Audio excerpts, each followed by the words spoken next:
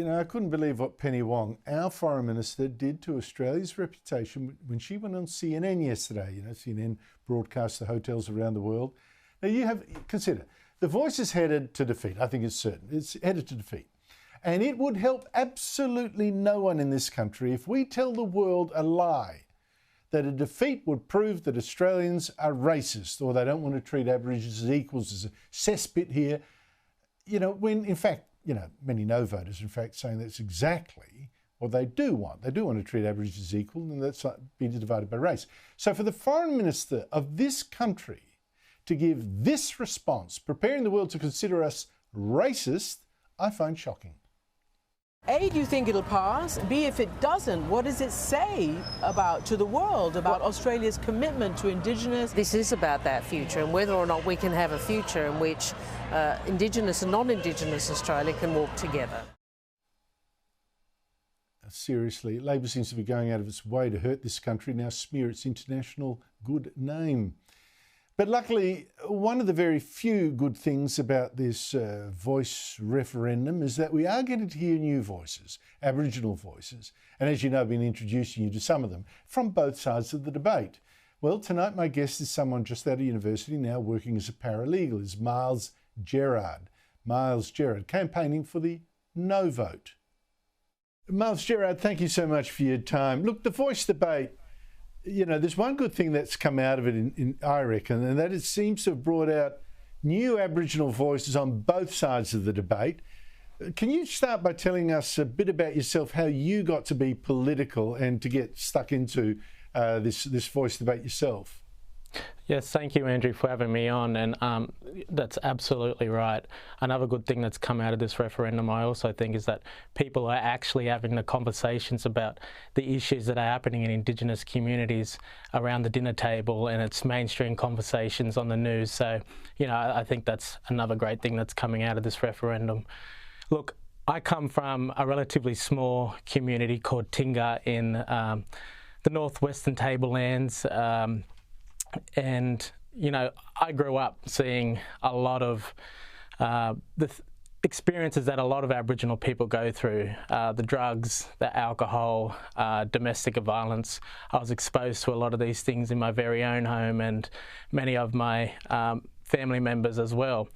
You know, so it's been something that has been at the forefront of my belief that if you want to make something for yourself, only you can decide that, and that's exactly what I did. I seen the massive impact that the criminal justice system was having on my community and a lot of the individuals in my community, particularly a lot of my family members, and I decided that I wanted to be on the right side of the law. So yeah, of a lot of conversations around with my career advisor and my Indigenous studies teacher, who I owe a lot to.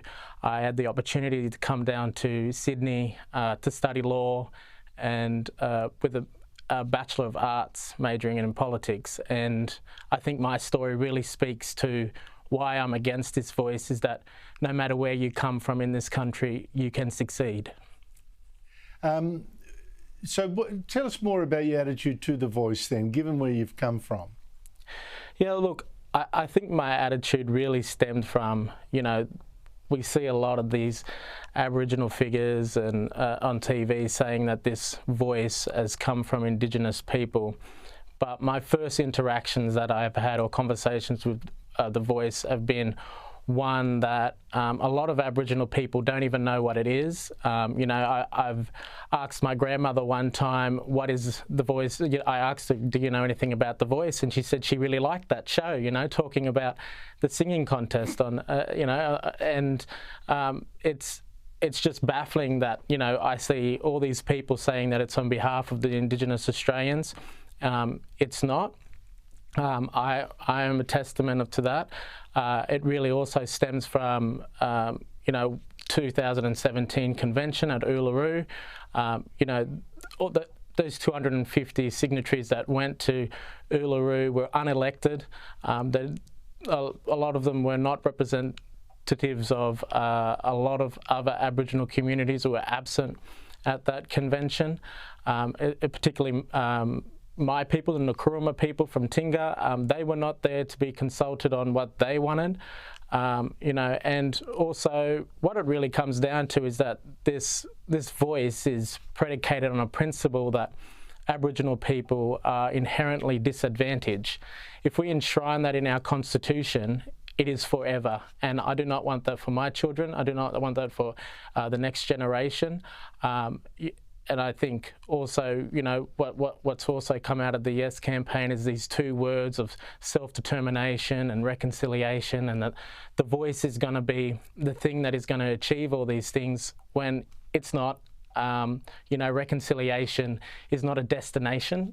It's a journey, and it's one that we've been on for generations now.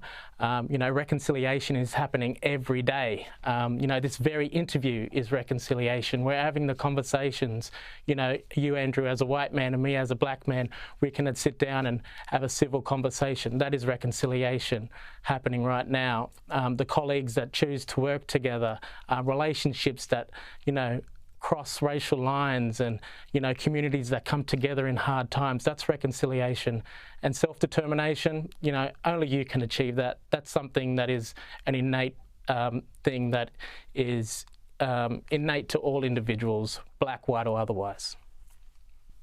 Most of the people who designed the voice are of an older generation of activists, you know, Marsha Langdon, Tom Calma, Noel Pearson. I know there are younger ones now also attached, some, you know, very interesting people as well. Like Thomas Mayer, I think, is a very interesting guy. But they're the older generation of the ones who designed it, and it's designed in a way that their power is going to be continued. Like, there's going to be no direct elections to the voice. It'll be selected, and obviously the people in power will select people like them to keep going. Do you notice this generational divide?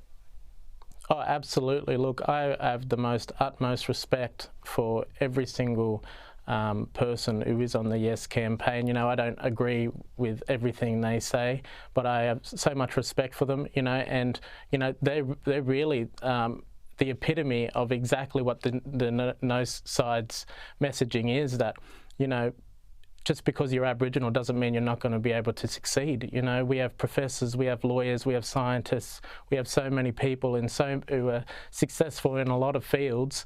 You know, and I think that's where the generational split is coming from. You know, I think the young people, you know, which has just been a travesty of this campaign on both sides. I think that there haven't been much youth, you know, because we're going to be the ones who have to carry this on our shoulders, whether it succeeds or not. So, you know, I just think that young people have a more positive message in terms of, let's start bringing this country together. You know, we recognise the past. It's time for truth telling. You know, colonisation happened. A lot of bad things happened, and a lot of those things do impact certain individuals, Aboriginal people in our communities, but it's not everyone. And, you know, I think a lot of the leaders on the Yes side are just sort of classing us into this one homogenous group and saying that we're all being affected by the same things, when we know that's not true. Thank you so much for coming on the show. Certainly, mate. Thank you for having me. And everyone vote no. Cheers.